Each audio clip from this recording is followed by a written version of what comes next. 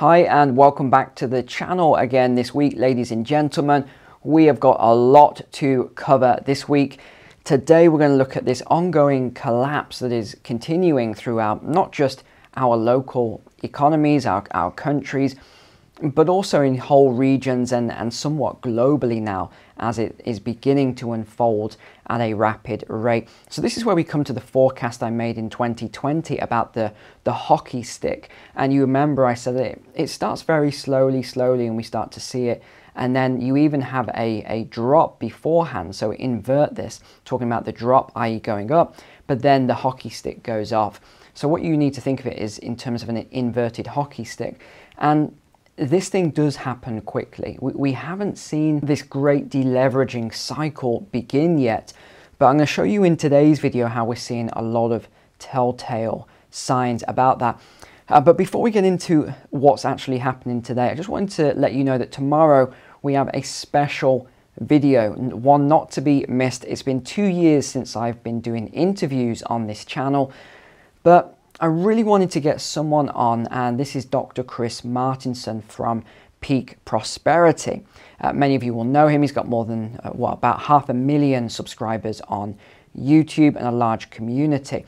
So I've been reading a lot more on energy, civilization, the collapse of civilizations, correlating this all together, putting it into spreadsheets and software, just to make sure that all the forecasts that I've been making are fairly accurate, and trying to just correlate this to previous incidents, which is very difficult because each crisis tends to be quite different. And the jury's still out. I'm reading a lot of books at the moment. I'm on the fence with some of them as to their sort of ideology. But one thing I am certain of, and that is still for all of you, tangible physical assets as we go through this crisis period. But let's get started. And I want to talk about this report, and I've done a big feature on it before on the channel. Remember, you can use the search bar if you ever want to find any of these older videos. And I talked about this Club of Rome report that came out in 1973, where they were predicting the collapse of civilization. And the reason I want to talk about it today is because today is the 50-year anniversary of when this report actually came out. It shows that Earth cannot sustain present population and industrial growth for much more than a few decades, and making some small effort to limit our families simply isn't enough. Let's now have a look at this next curve, the Q curve, which is the quality of life, and this is represented by, for example, the amount of space people have, the amount of money they have to spend, the amount of food they have to eat. Now, it increases rapidly, and here we are about the turn of the century, and we come up to the year 2020, and it's really come right back. More people, of course, means that you start to chew up your supply of natural resources. And this is this curve here, the N curve. And it shows that slowly but steadily, the pool of natural wealth in the world, natural resources, minerals, oil, and so on, is slowly but steadily diminishing. This is what's going to happen. The quality of life is going to go right back to practically zero. And I'm going to play you a couple of clips as we go through this. But one thing I want you to bear in mind is that they said by the year 2020, and just bear in mind this came out in 1973, they said by the year 2020 is when this collapse will begin, and it will run after 2020. Doing something positive about population control. But so far, our efforts have really been just a drop in the ocean. To the Club of Rome, the status symbols of the year 2000 will be the inverse of today's. Prestige will stem from low consumption. That personal consumption will have to be less is plain enough. But for that privation to be seen as prestigious. How could they be so accurate? How could this computer, and now they've taken advanced AI and they've correlated it against the evidence from this computer in 1973, which is, you know, it's probably smaller than one of these things today, smartphone today, probably smaller, you know, a lot less information in there, a lot more data processing. And it's come out with the same thing. This new AI has rerun the calculations, and it's still come to the same conclusions. So one of the things for all my American friends you're not going to like is this clip here. Yet clearly, nations like the United States, which consumes approximately 60% of the world's resources, will, in the club's view, have to accept a severe cutback in its voracious appetite. I'm going to get into a lot of stuff today that's completely unattached to this video, but it's directly related. Everything from what we're seeing with homelessness and evictions and people not paying their credit cards and their loans and inflation wiping out savings rate and all these other things that we're seeing right now. It is all connected, and I've got so many notes all the way through here. So let's just get into a lot of this now then. So I want to start with a lot of these defaults that we are seeing here, because I keep seeing these notes from economists and the sort of financial commentators saying that, or even the journalists saying, the world's leading economists, this was one that made me laugh this week, are baffled by the scale of this collapse and how people are struggling so much. And I don't know why they're baffled by it, because actually this is pretty common sense. This is pretty logical stuff here when you break it down. And we even have the top banks in the USA right now preparing for loan delinquencies. They are putting aside hundreds of billions of dollars for these loan delinquencies. And remember what I've said a lot, if you have your money in the bank and you think it's secure there, well, no, they have bail-in law, but also a lot of that money in the bank, these banks make loans. That is how they make their profit. What do they loan on? Homes, businesses, personal finance, personal loans, etc. Where do the personal loans go? Often onto the home. So what happens if the housing market does crash very hard? What happens if businesses start to fail? Clue, both of these things are already beginning. What happens if people can't pay back the loans? Well, the banks will run out of funding. And yes, they can keep going to the central bank and getting more, printed currency, even though it's not printed, but they can keep doing this process. But eventually there is an end to this. And we've talked about the US dollar and the dangers that I see with the US dollar at the moment.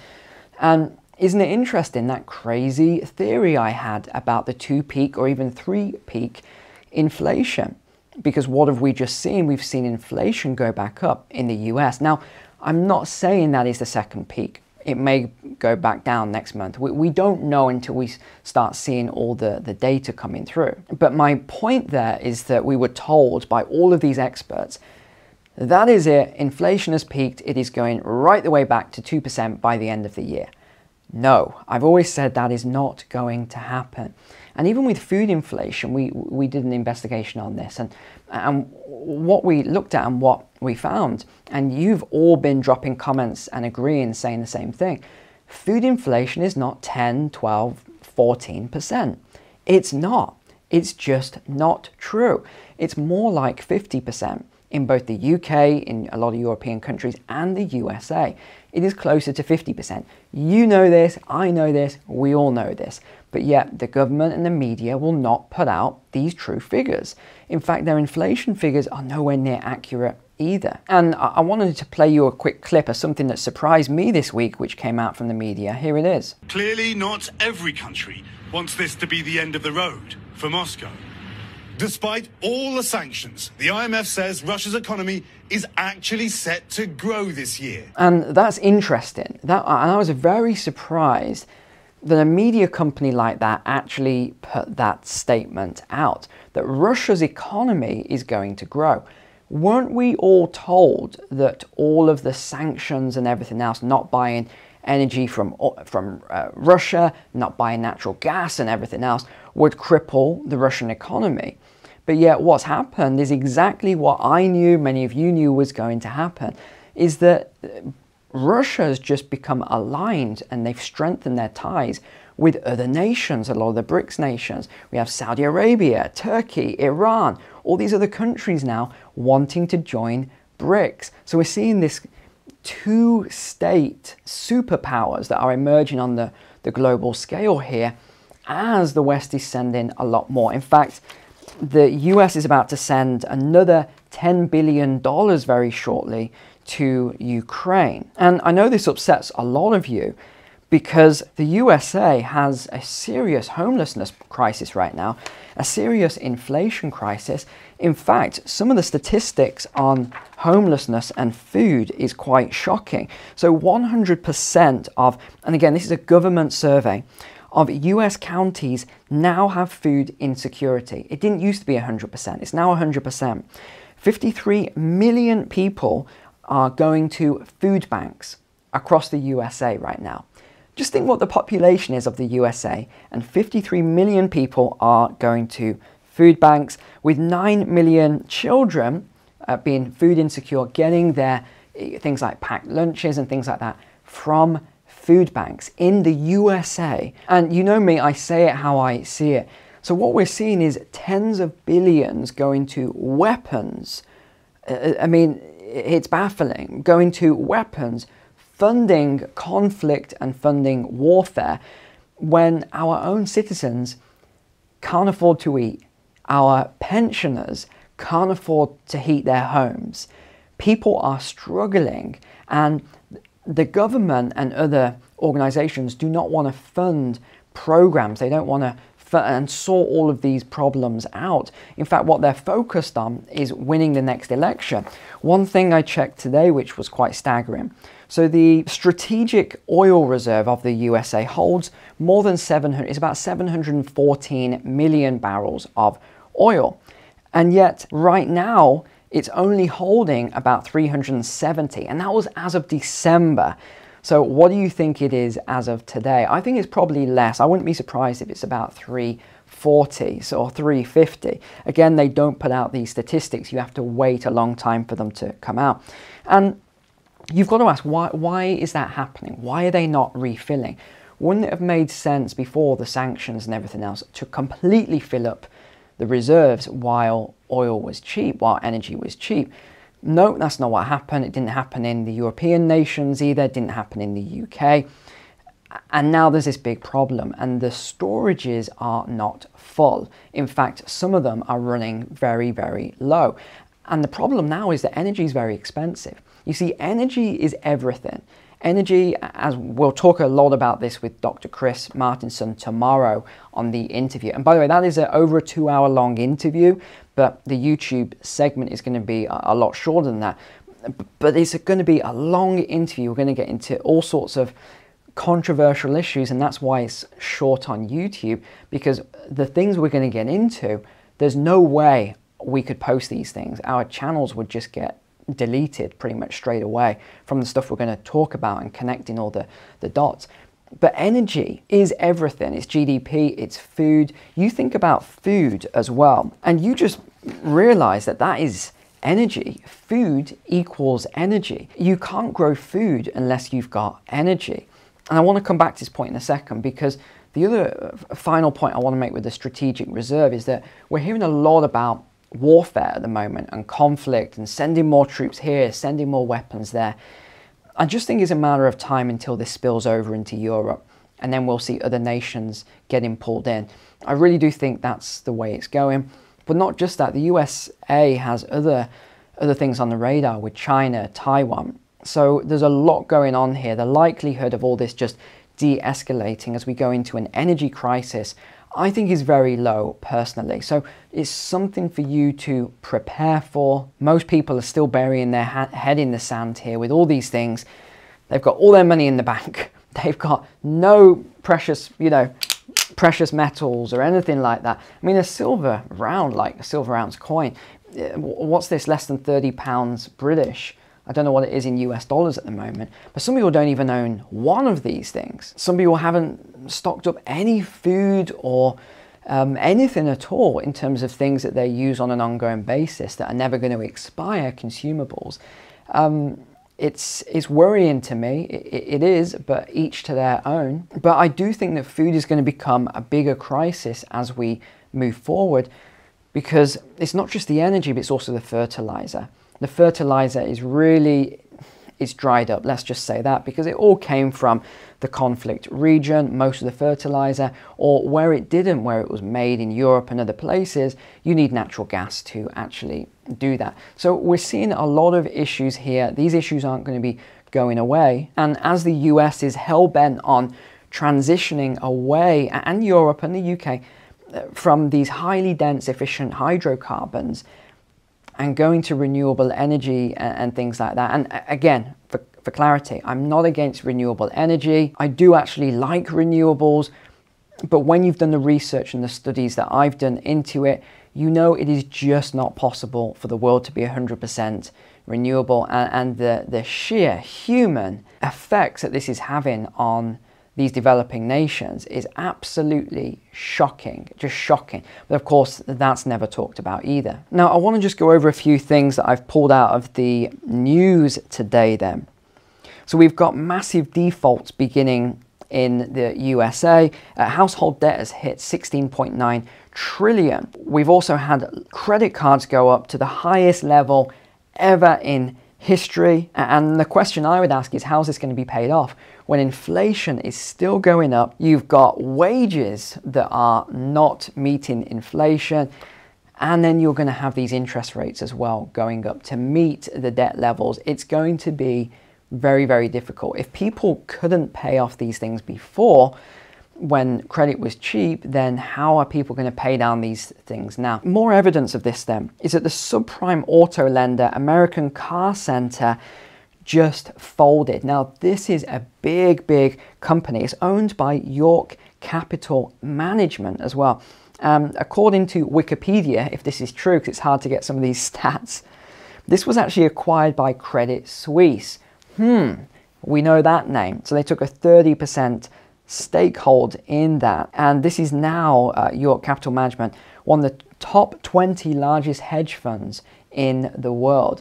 Now, these are the sort of things that worry me about pensions and everything else when you've got these massive defaults.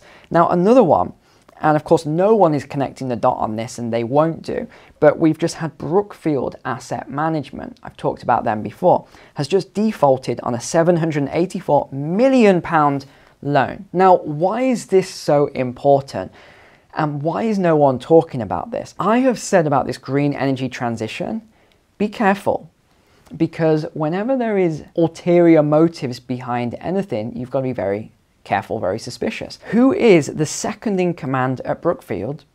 It's Mark Carney, the man who is the head of the transition financially to green energy, renewable energy. So he's in charge of all of this. He's number one in the world on it.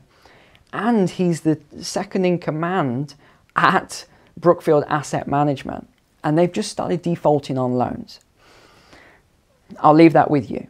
We've also got a load of defaults. So landlords are reporting huge defaults throughout offices. We've got, moving over, shoplifting was the highest on record ever in the USA over the last year. Almost $100 billion was stolen. And as a result, what are you seeing? You're seeing a lot of small businesses collapsing.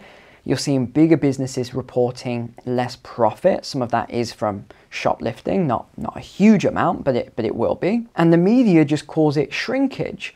It says these retailers report shrinkage. Doesn't tell you the reason why, because they don't want to say it, but it's from theft. That's what it is.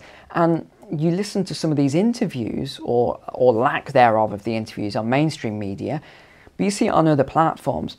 And the shopkeepers say they call the police and the police won't do anything because it's less than whatever that dollar amount is, $500 or whatever it is.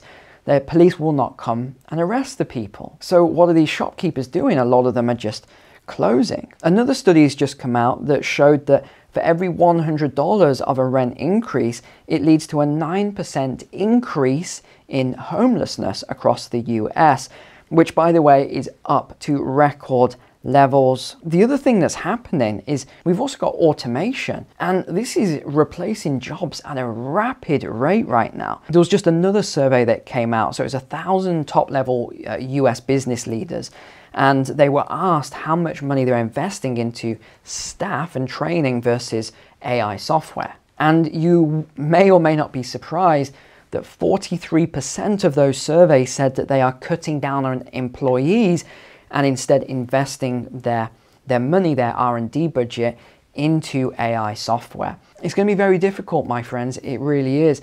But I hope today's video helped. Thank you so much for watching as always, and tomorrow will be the interview, so we're looking forward to that. But that's all for today. Take care, God bless, I'll see you tomorrow.